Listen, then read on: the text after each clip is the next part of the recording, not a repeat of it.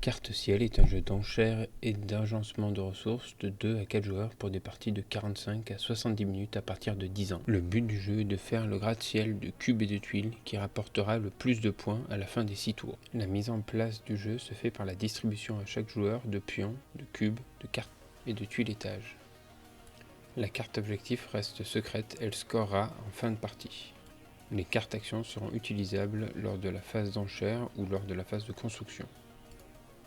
Le reste des tuiles, cubes et cartes sera autour du plateau central.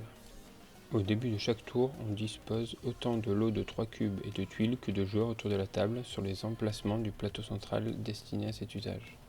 Puis, dans l'ordre du tour, chaque joueur pose un de ses 2 pions devant la tuile ou le lot de 3 cubes qu'il souhaite prendre. Lorsque tous les joueurs ont posé leurs 2 pions, on procède à la récupération des ressources. Si un joueur est seul sur un emplacement, alors il le récupère. Mais si 2 joueurs sont sur le même spot, alors une enchère commence.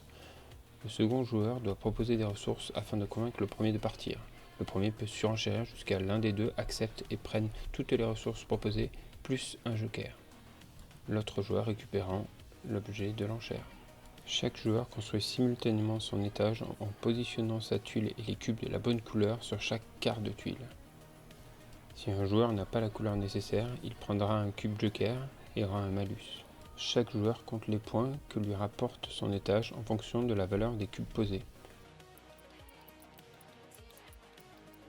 Chaque couleur utilisée voit sa valeur baisser de 1 et la valeur des couleurs non utilisées augmente. L'ordre du tour devient l'ordre inverse de la piste de score. Chaque joueur pioche une nouvelle carte action, maximum 2 en main, et on recommence le même tour 5 fois.